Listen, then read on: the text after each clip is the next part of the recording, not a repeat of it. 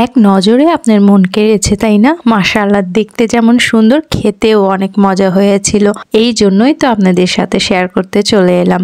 আপনি যদি চান ঘরে বসে সহজেই ইয়াম্মি কিছু খেতে, তাহলে এটা ট্রাই করতে পারেন। আসসালামু আলাইকুম। নতুন হয়ে থাকলে অবশ্যই চ্যানেলটি সাবস্ক্রাইব করে পাশে থাকবেন।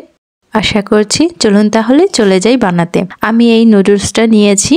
এই ফ্ল্যাট নুডলসটা বানাবো আজকে নিজের মতো করে, বাসায় থাকা অল্প কিছু উপকরণ দিয়ে। প্রথমেই আমি এখানে চিকেন লম্বা লম্বা করে কেটে নিয়েছি, কেটে ভালো করে ধুয়ে নিয়েছি। এরপরে আমি এখানে দিয়ে দেব একটু স্বাদ মতো লবণ। এরপরে এখানে দিয়ে দেব হলুদের গুঁড়ো, সামান্য একটু দেব ঝালটা পরিমাণ মতো, যতটুকু আপনি খেতে পছন্দ করেন। মরিচের গুঁড়ো দিলাম, তারপরে দিলাম ধনে গুঁড়ো। এই সবগুলো উপকরণ আমি একটু মেখে নেব। মেখে নেওয়ার পরে মনে হলো একটু আদা রসুন বাটা দেব, সামান্য একটু আদা রসুন বাটা দিলাম, দিয়ে একটু মেখে রেখে দেব কিছুক্ষণের জন্য। এরপরে চুলায় কড়াই বসিয়ে দিয়ে দেব সয়াবিন তেল পরিমাণ মতো, অল্পই লাগবে। এরপরে আমি একটা বাটিতে ময়দা নিয়ে নিয়েছি। এই ময়দা দিয়ে আমি চিকেনগুলোকে একটু ভাজবো। ময়দাতে আমি আলাদা করে কোনো রকম লবণ আর কোনো মশলা মিশাইনি, শুধু চিকেন দিয়ে ভেজে নেব। প্রথমে একটা চিকেন আমি এভাবে ময়দা দিয়ে মেখে তেলে দিলাম। দেখি তেলটা হালকা গরমই আছে। তারপরে অনেকগুলোই একসাথে মেখে এক এক করে সবগুলো এভাবে ভেজে নেব, আলাদা আলাদা করে, কোনো রকম একটার সাথে একটা মিশে না যেন, সেদিকে খেয়াল রাখবেন। ময়দার সাথে মেখে আমি আলাদা করে ছড়িয়ে ছড়িয়ে একটা একটা করে দিচ্ছিলাম, যাতে একটার সাথে একটা না লাগে। ময়দাতে মাখানোর পরে একটার সাথে একটা লেগে যায়, এই জন্য বললাম। এরপরে আমি ভালোভাবে বাদামি কালার করে ভেজে নেব।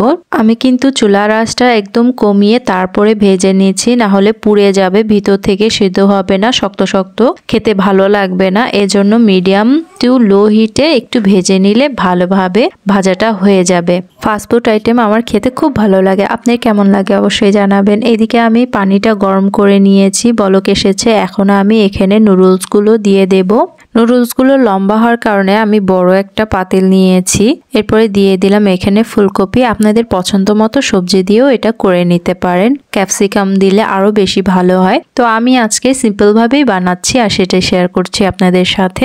এইদিকে সিদ্ধ হইতে দিলাম। তারপরে এইদিকে আমার চিকেনগুলো এই যে দেখছেন কি সুন্দর মাশাআল্লাহ কালার এসেছে, এইভাবে ভেজে নিয়েছি। সবগুলো বাটিতে উঠিয়ে নিলাম। তারপরে ওই তেলেই আমি দিয়ে দিলাম পেঁয়াজ, কাঁচামরিচ। এখানে ঝালটা দিয়েছি আমি যতটুকু খেতে পছন্দ করি বা বাচ্চাদের জন্য, এজন্য আমি একটু কমই দিয়েছি। আপনারা বাড়িয়ে খেতে চাইলে সেক্ষেত্রে বাড়িয়ে দিতে পারেন। এরপরে দিয়ে দিয়েছি বরবটি বা লুইবা। আমি একটু সস দিয়েছিলাম, টমেটো সস।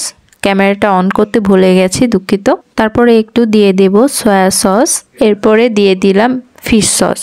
এটা অপশনাল, আপনি দিতে না চাইলে দেবেন না। এরপরে আমি আবারও একটু ভেজে নিচ্ছি। একটু মাখা মাখা যখন হয়ে আসবে দিয়ে দেব নুডলস গুলো। আর এই সম্পূর্ণ মশলাগুলো আমি দিয়েছি বা ব্যবহার করেছি, এগুলো ডিপেন্ড করবে পরিমাপটা আপনি কতটুকু রান্না করছেন তার উপরে। এরপরে নুডলসের সাথে একটা প্যাকেট মশলা ছিল, ওইটা আমি এখানে দিয়ে দিলাম পুরোটা। আপনারা যদি খেতে না চান তাহলে দিবেন না, আমি যেহেতু আছে সেজন্য দিয়ে দিলাম। দিয়ে আবারও একটু ভালো করে ভুনিয়ে নিচ্ছি মশলাটা। যখন সসটা একটু মাখা মাখা আঠালো হয়ে এসেছে, এই পর্যায়ে আমি এখানে দিয়ে নেব চিকেনটা, যেটা আমি আগেই ভেজে রেখেছি। এটা দিয়ে আমি আবারও ভালো করে ভুনিয়ে নেব বা ভালো করে মেখে নেব। আপনারা চাইলে এখানে ক্যাপসিকামও দিতে পারেন, ক্যাপসিকাম দিলেও অনেক ভালো লাগে খেতে। এরপরে দিয়ে দেব ফ্ল্যাটি নুডলসটা, যেটা আগে থেকে আমি সিদ্ধ করে রেখেছি। এর সাথে ফুলকপিও আছে। আপনারা চাইলে অন্য কোনো সবজিও দিতে পারেন, ব্রোকলি। এরপরে আমি আবারও চামচ দিয়ে ভালো করে নেড়ে নিচ্ছি সসগুলোর সাথে, যেন ভালোভাবে নুডলসটা মেখে যায়। আমি এখনো চুলার আঁচটা মিডিয়াম থেকে একটু লোই রেখেছি, যাতে নিচে পোড়া না লেগে যায়। এই সময় খুব সহজেই নিচে পোড়া লেগে যায় আর খেতে ভালো লাগবে না, টেস্টটা ভালো আসবে না, এদিকে খেয়াল রাখবেন। এরপরে নুডলসটা যখন হয়ে গেল আমি বাটিতে বেড়ে নেব।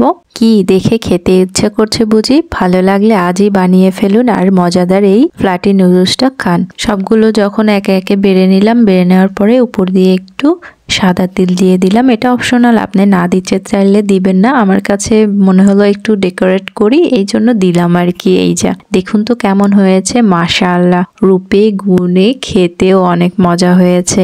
আপনার কাছে কেমন লাগলো আজকের এই রেসিপিটি অবশ্যই কমেন্ট করে জানাবেন। আর পুরো ভিডিওটি দেখার জন্য অসংখ্য ধন্যবাদ। সাবস্ক্রাইব করে পাশে থাকবেন পরবর্তী ভিডিওর জন্য। চাইলে আপনি প্রিয়জনের সাথে শেয়ার করতে পারেন আজকের এই রেসিপিটি। আর যার হাতের বানানো বানানো এই রেসিপিটি খেতে চাচ্ছেন তার সাথেও শেয়ার করে দিতে পারেন। আজ তাহলে আসি, দেখা হবে নতুন কোনো রেসিপির সাথে। এ পর্যন্ত ভালো থাকবেন, নিজের যত্ন নেবেন। আল্লাহ হাফেজ।